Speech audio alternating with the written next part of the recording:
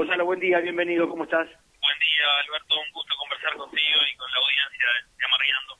Bueno, se va julio, entramos en el segundo semestre, se viene agosto y todo indica que se viene una consulta popular.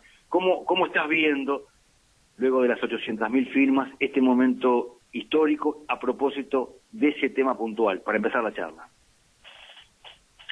Bueno, primero con mucha emoción por lo que logramos construir, ¿no? La verdad es que si uno mira el escenario en el que estábamos parados, las mil dificultades, las que estaban ahí en la realidad de antemano, ¿no? Como la propia pandemia, como esta crisis económica y social que ha sido causada en gran medida por políticas de este gobierno y además los obstáculos que el propio gobierno generó. Me refiero a un gran blindaje, a la dificultad de no poder realizar reuniones normalmente y sin embargo que no se nos concediera la posibilidad de ampliar el plazo de recolección, la decisión explícita del gobierno de no debatir sobre este tema en forma pública para no visibilizar la campaña. Si uno junta todo eso y después mira el resultado, lo que dice es, pucha, realmente lo que hicimos fue una hazaña. Y yo creo que además del resultado, y más que el resultado, importa mucho el proceso, ¿no? Un proceso al estilo de lo que el movimiento popular uruguayo sabe hacer y de lo que hace cuando construye grandes cosas, ¿no? Es decir, poniendo el diálogo y el trabajo conjunto, compartido, a una enorme cantidad de organizaciones, de colectivos, de personas, haciéndolo desde abajo, sin caudillos. La verdad es que esta campaña es una campaña que en gran medida nos da el tono de la autocrítica, que por lo menos como Frente Amplio nos toca hacer, y también de los desafíos que tenemos por delante como izquierda, ¿no? Así que lo primero es eso, la emoción y la alegría de este proceso y de este proceso hecho entre tanta adversidad, entre tantas dificultades, ¿no? Cómo desde la debilidad se pueden construir fortalezas. Y lo segundo es una observación política que me parece que salta a la vista. Esto es un punto de inflexión, ¿no? Es un punto de inflexión en el escenario político y social del país. Ha permitido que la fuerza de izquierda, las fuerzas populares, puedan poner sobre la mesa una iniciativa, pero además logren abrir un cauce para intentar impugnar lo medular de la política de este gobierno. Cuando hablamos de 135 artículos de la Ley de Urgente Consideración, no estamos hablando de otra cosa que componentes centrales de una política antipopular, de una política dirigida a beneficiar a los sectores más ricos y poderosos de la población y que está teniendo en el presente ya consecuencias muy negativas para las grandes mayorías, ¿no? Para los trabajadores y las trabajadoras, para los jubilados y las jubiladas, para las pequeñas empresas en muchos casos también, para en definitiva ese amplio arco de actores sociales que hoy están viendo deteriorada su calidad de vida, ¿no? Y bueno, mientras tanto vemos un gobierno que sigue adelante con su política. En el día de ayer otro masazo más, ¿no? En esta acumulación de ajustes sobre el combustible una o dos veces por mes, vemos la decisión de un gobierno de privilegiar aspectos fiscales y sobre todo su programa regresivo de beneficio de unos pocos a costa de la mayoría sobre cualquier otra consideración, ¿no?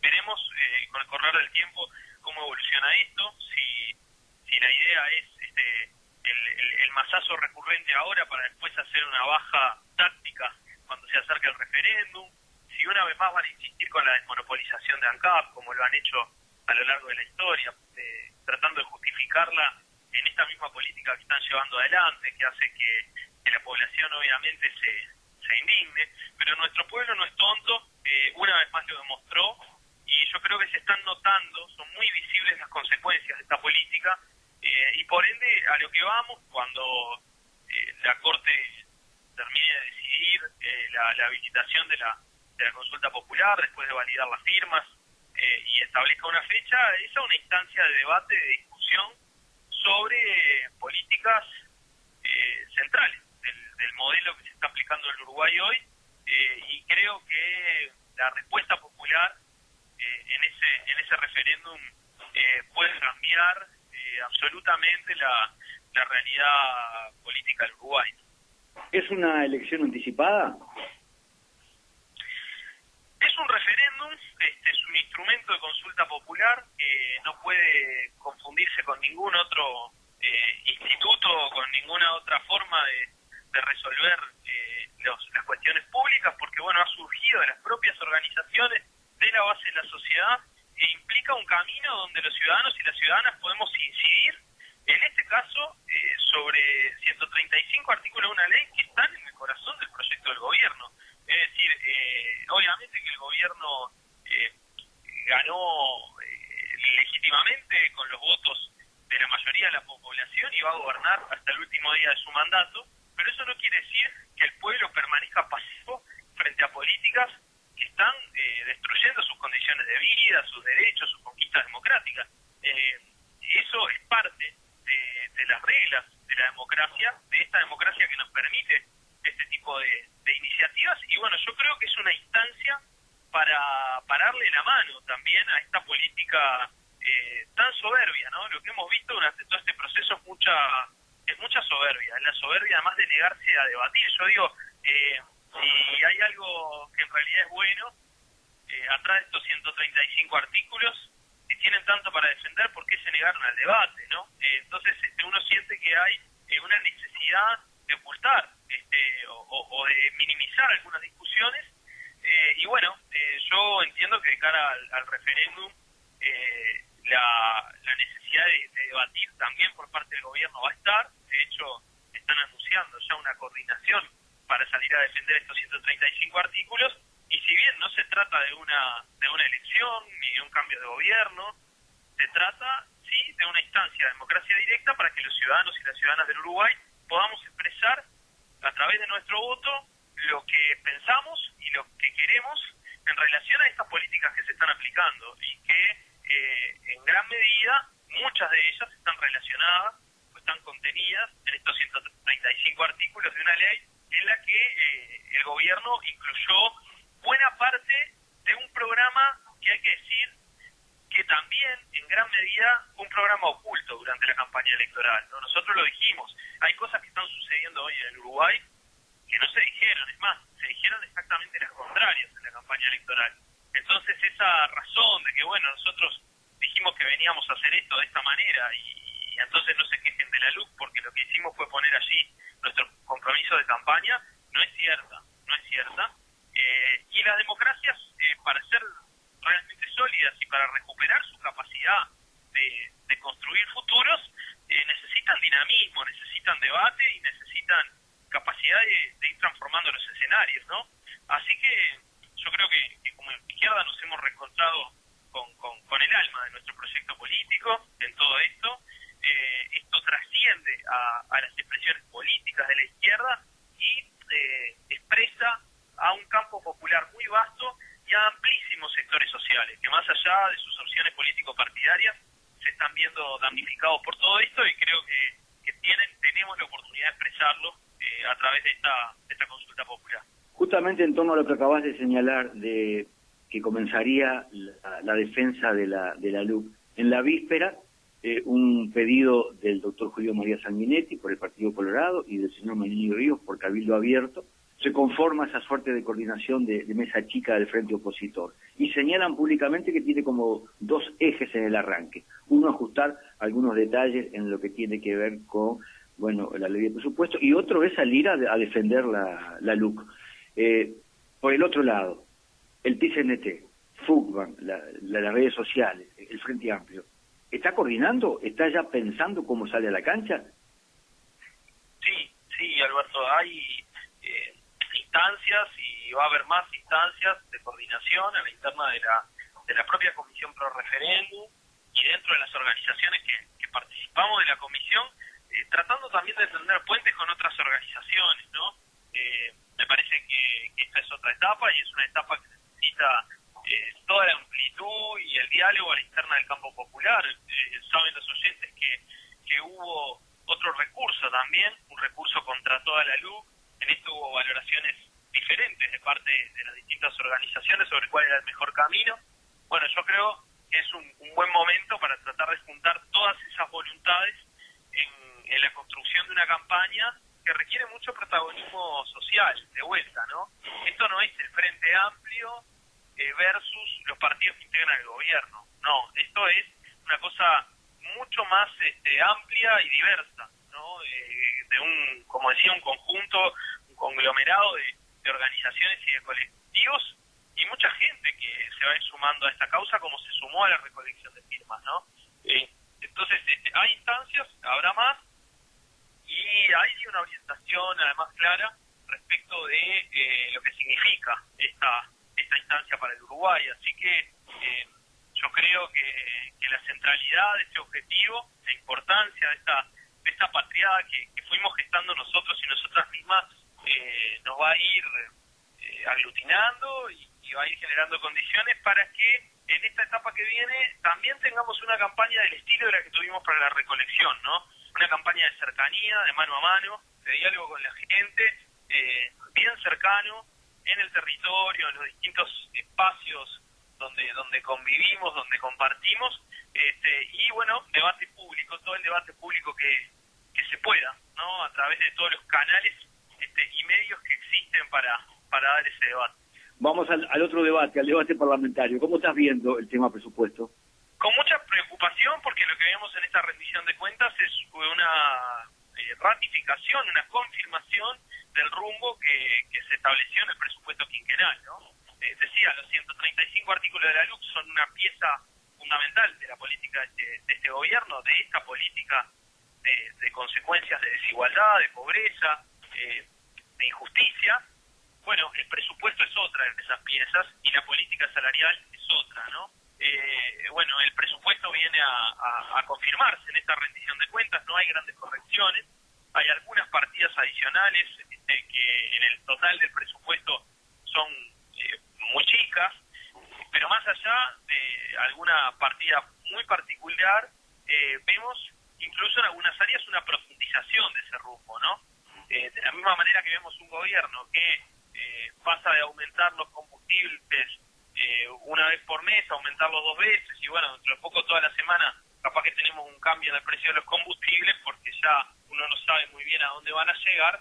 De la misma manera vemos en el plano presupuestal que se toman decisiones que aceleran y agravan parte de las políticas que estaban planteadas en el presupuesto quinquenal. Por poner algunos ejemplos, queda confirmado en esta rendición de cuentas la caída relevante del gasto público social, sobre todo en las áreas de políticas sociales universales más clásicas, ¿no? Educación, salud y vivienda. En el caso de vivienda es una caída del entorno del 12%. En el caso de salud, ahora se dice que no se sabe muy bien cuántos usuarios tiene ACE, pero por los datos que el propio gobierno ha dado, sabemos que hay más de 100.000 usuarios nuevos y el presupuesto de ACE en relación a la cantidad de usuarios ha disminuido en términos reales, ¿no? Entonces, cuando vemos estas cosas y vemos que vienen propuestas, planteos que agravan esta línea de trabajo, porque en definitiva no cambian esta composición del presupuesto, sino que siguen por este trice, pero además plantean decisiones, normas que van en contra de lo público, ¿no? Hay que poner por ejemplo, el caso de la decisión que se pretendía tomar sobre los depósitos del Estado en los bancos, ¿no? Ahora esa norma aparentemente se va a retirar, pero cuando se retiran este tipo de cosas, después de que vienen en una norma presupuestal, en una rendición de cuentas, nosotros no podemos creer que eso estuvo allí por equivocación, ¿no? Eso estuvo allí porque hay una voluntad del gobierno de avanzar en esa dirección y no reunió a la interna de su propia coalición los consensos como para hacerlo, pero puede volver en cualquier momento, ¿no? Entonces, saludamos que esto salga. Estábamos hablando de que depósitos de las organizaciones que forman parte del Estado, de los organismos públicos, pudieran hacerse en bancos privados sin más, en lugar de en el Banco República. Saludamos que esto salga, pero también nos alerta sobre una concepción absolutamente privatizadora, ¿no? Y así hay muchas normas, pero además parece importante poner énfasis en algo que hace al principal motivo del ahorro que este gobierno celebra. Ustedes habrán visto que el gobierno está celebrando incluso en el exterior del país que ha ahorrado dinero durante la pandemia. Ha ahorrado dinero mientras en el país proliferan las ollas populares, mientras la gente pierde salario, mientras la gente pierde el empleo. Y uno dice, bueno, ¿cómo se puede jactar de ahorrar cuando el país es con gobiernos con políticas generalmente liberales? Han dicho, no, ahora no es momento de ahorrar, ahora es momento de poner dinero en la economía, ahora es momento de auxiliar a los que están peor. El Estado nos está diciendo, a través del gobierno, podríamos haber puesto más, pero decidimos poner menos. Decidimos poner menos porque privilegiamos el ahorro. Y estas cosas no son casuales, no es el ahorro por el ahorro. Es el ahorro porque piensan que el Estado tiene que retirarse lo más posible de algunos ámbitos para que el mercado mande, se autorregule y de esa manera hacer florecer la economía y que después derrame. Ya sabemos que no funciona. Pero uno de los principales componentes de ese ahorro, vuelve a ser ratificado en esta rendición de cuentas, es la pérdida de salario de los trabajadores, es la caída de las jubilaciones, ¿no? Y esto es una decisión política que toma el gobierno, es ahorrar a costa del ingreso de las personas que después ven disminuida su capacidad de consumos básicos, con todos los efectos que esto genera sobre el resto de la economía también, sobre el bolichero, sobre el almacenero, sobre la vida del barrio. Bueno, esta es la política que se está confirmando en esta rendición de cuentas. Y yo digo que se agrava, se acelera, se profundiza, porque el contexto es peor y las políticas son las mismas, con algunos visos de profundización en algunas áreas, y eso lo que genera son consecuencias todavía más graves, ¿no? Entonces, la verdad que muy preocupado por este escenario, por esta realidad presupuestal que tenemos planteada, y bueno, con la decisión firme de trabajar como mínimo para que estas posiciones queden claras, para poder discutirlas con la gente y oponernos firmemente a una política que consideramos que es todo lo contrario a lo que el Uruguay tiene que hacer en un contexto como este. ¿Cómo definirías lo que pasó en el departamento de Canelones? Yo te preguntaba si hay una elección anticipada ahora en torno a la consulta.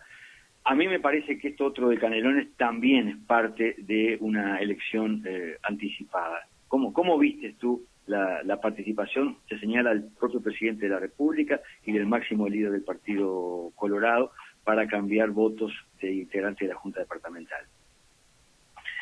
Y bueno, por lo que hemos conocido y por lo que han dicho públicamente, incluso algunos actores, hay una intervención directa de actores del gobierno nacional, de líderes de los partidos de la coalición, para interferir sobre un debate departamental que venía encaminado hacia un acuerdo que tenía por finalidad concretar el financiamiento para políticas de reactivación, de empleo, de inversión pública, ¿no? Lo que no hay en la rendición de cuentas, vuelvo a lo anterior, no hay una agenda de futuro, no hay una política de reactivación, no hay una política, podríamos decir, post-pandemia, que muestre caminos de recuperación económica, de recuperación del empleo. Todo queda librado a lo que el mercado pueda hacer en base a favorecer a los llamados malla oro, que desde ahí puedan fortalecer su capacidad de acumulación y supuestamente generar todos los bienes para la sociedad. En el caso de Canelones, como en el caso de otros gobiernos departamentales, hay una apuesta a poner recursos para generar un escenario distinto, ¿no? Se ve muy claramente en el caso de Montevideo con el plan ABC, con distintas políticas que está llevando adelante la Intendencia. Hay muchos planes también en el caso de Montevideo de reactivación. Bueno, en Canelones estos planes estaban asociados a una propuesta de fideicomiso, se estaba construyendo un acuerdo, había un acuerdo construido en torno a eso, y hay una intervención de actores nacionales para interferir sobre esa realidad, ¿no? Entonces, yo creo que sea cual sea el motivo, una suerte de intento de toma y daca con otras realidades departamentales distintas, o un objetivo electoral de política menor, como ha dicho el Frente Amplio. Bueno, en cualquier caso, la consecuencia de esto es una consecuencia otra vez perjudicial para los ciudadanos y las ciudadanas de Canelones, ¿no? Es la población la que sufre las consecuencias de esta decisión, y además queda demostrado otra vez que quienes muchas veces han hablado de la descentralización, del respeto por los procesos locales, de la realidad de cada uno de los territorios y cómo tienen que construir sus propias políticas, cuando llega el momento ejercen una influencia absolutamente inconducente y absolutamente contradictoria con ese supuesto proyecto descentralizador que predican, ¿no? Hay una dirección provisoria ahora en el Frente Amplio, hay una próxima elección. ¿Va a haber campaña? Bueno, yo creo que la gran campaña que nosotros tenemos por delante es hacia el referéndum, ¿no? Lo que tenemos en la interna del Frente Amplio es una discusión que tiene que profundizarse, que tiene que darse con la mayor apertura y participación posible, de autocrítica. Creo que este proceso que hemos vivido nos ayuda porque empezamos a ver que esa autocrítica camina en la práctica, y una discusión de estrategia, una discusión de orientaciones políticas hacia adelante y de qué conducción necesita el Frente Amplio para estar a la altura de los desafíos que le toca enfrentar, con todo lo que eso implica de recambios, de transformación, de cambios adentro del cambio, ¿no? El Frente tiene una necesidad imperiosa de fortalecer una identidad alternativa a la política tradicional. Esto está en el ADN del Frente Amplio, ¿no? Nacimos como una alternativa a la política tradicional. Bueno, tenemos que seguir siéndolo, no podemos mimetizarnos con esas formas de la política corporativas, cerradas, elitistas, que históricamente ha tenido el Uruguay y que han sido propiciadas por sectores de la burguesía que se expresan a través de esa forma de hacer política. Bueno, nosotros tenemos otra forma de hacer política, tenemos que defenderlas, que reivindicarlas, y eso implica una acción decidida para construir más participación y para orientar el proceso de cambios en diálogo o en un diálogo fermental con todos los actores sociales que hacen parte del campo popular. Eso tiene, como te decía, un componente central de debate, de discusión, de debate ideológico, de expresión de distintas miradas cuando sea necesario y de búsqueda de consensos cuando sea necesario, como el Frente Amplio siempre también lo ha sabido hacer. Tiene un componente central de protagonismo de la militancia, esa militancia que ha sido la gran artífice también de esta patriada en la que todos y todas nosotros como militantes fuimos protagonistas.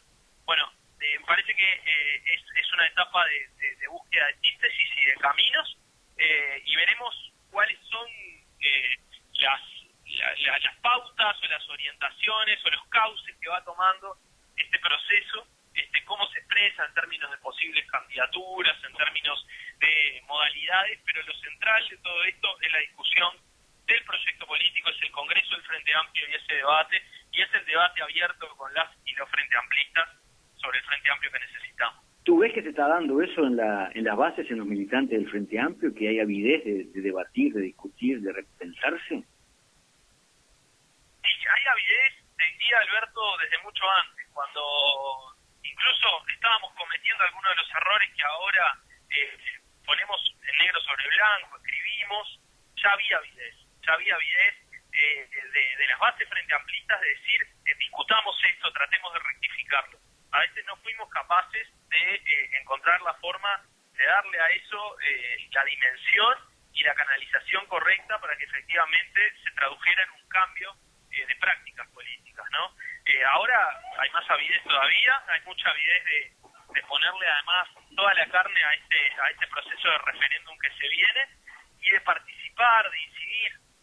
Ya hay muchos comités de base que en sus asambleas, porque se están dando las asambleas hacia el Congreso, están debatiendo los documentos de autocrítica, alineamientos estratégicos, haciendo sus propuestas, sus mociones. Bueno, yo ahora termino esta entrevista y me voy para un comité de base, el comité Andresito de la coordinadora C, a discutir también sobre la rendición de cuentas, pero en el marco de este debate político que tiene que convocar a los vecinos y a las vecinas, ¿no? Las asambleas de los comités de base son espacios donde cualquier frente amplista se puede arrimar a dar su punto de vista para incidir también en la orientación, en el rumbo. El instrumento Frente Amplio es un instrumento tremendamente democratizador de la política. Hay pocos, y no solamente en Uruguay. El Uruguay claramente es el único, la única gran opción política con esta modalidad, pero hay pocos en América Latina y en el mundo con este nivel de posibilidad de dar un debate democrático y abierto. Entonces, pongamos en valor este instrumento de democratización de la política, que siga transformando realidades, y abramos este debate todo lo que se pueda. Avidez hay, lo que necesitamos es mucha decisión y voluntad de que esto cobre una dimensión que además nos permita transformarnos a nosotros mismos. En el cierre de la charla, mira, estoy pensando, esta mañana estuve conversando con la docente Silvia Dano, con la profesora Rosana Cortazo, con el profesor Gabriel Kirici y ahora con el profesor Gonzalo Sibila también. ¿Cómo estás viendo el tema? Todos conocidos. ¿Cómo estás viendo, dos preguntas, ¿cómo estás viendo todo el tema de la enseñanza?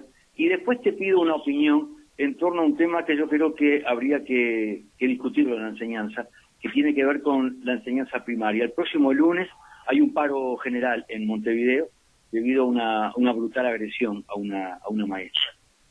Todo indica que el gremio tiene que expedirse frente a ese tema. La pregunta es, ¿tiene sentido un paro? ¿Detiene esa violencia? ¿Va a estar de vuelta en la polémica que los comedores, que si comieron, que si no comieron, que si es por el paro, que no es por el paro? ¿No habrá que pensar en otras medidas cuando pasen estos hechos y no tener como algo automático? Quisiera una reflexión tuya de eso, pero lo primero, ¿cómo está viendo el tema de enseñanza? Y epiloga compartiendo tu punto de vista en torno al paro, que por supuesto es legítimo, tienen todo el derecho, es razonable, es entendible, pero yo siento que a esta altura también es incomprensible. Quiero tu opinión. Bueno, sobre lo primero, Alberto, yo creo que estamos viviendo un momento muy complejo en la educación uruguaya por varias razones, ¿no? Primero, tenemos problemas que son estructurales, que vienen de mucho tiempo. Se han hecho cambios en el sistema educativo, pero esos cambios evidentemente no han sido suficientes, y es cierto que una sociedad que genera desigualdad, que genera injusticia, también traduce eso hacia su sistema educativo, que muchas veces, en lugar de reducirlo o transformarlo, lo agudiza, ¿no? Entonces acá hay una discusión muy interesante para dar, que aparte es muy vieja, pero que a veces no la damos bien, que tiene que ver con cómo se relaciona la estructura social, el orden social, con lo que genera, y el sistema educativo. A veces se le depositan al sistema educativo todos los males de la sociedad, ¿no? Bueno, es el sistema educativo el que tiene que resolver los problemas de igualdad. Bueno, no es tan así, ¿no? Una sociedad, un mercado que expulsa, una sociedad que genera desigualdad estructural desde el punto de partida, difícilmente puede resolver eso solo con educación. Pero la educación es muy importante también en ese camino. Bueno, hoy vemos una agudización de estos problemas. La pandemia con la no presencialidad, prolongada no presencialidad en varios niveles del sistema educativo, ha generado sin duda una agudización de la desigualdad, una profundización de la desigualdad. Y no hay una sola política para atender esto. No hay una sola política pensada por las autoridades para decir, bueno, atendemos las consecuencias de la desigualdad educativa que nos está dejando también la pandemia, ¿no? Tanto que se ha hablado de estos temas en campaña electoral, no hay por ahí ninguna respuesta seria. Y lo otro que yo diría como una característica que me parece muy notoria es que hay una tendencia a centralizar las decisiones, a concentrar las decisiones. Esto también tiene que ver con la LUC. Se han eliminado espacios de participación, ¿no? En los consejos desconcentrados de la educación, sin ir más lejos, y esto se replica en distintos niveles del sistema educativo. Hay una tendencia a centralizar, a concentrar decisiones, a suprimir espacios de participación de los distintos actores de la educación. Los distintos actores son los trabajadores de la educación, pero también son la familia, las comunidades, los estudiantes, en primer lugar. Y esto va acompañado a su vez de una tristísima y denigrante campaña de desprestigio hacia los trabajadores de la educación organizadas en sus sindicatos.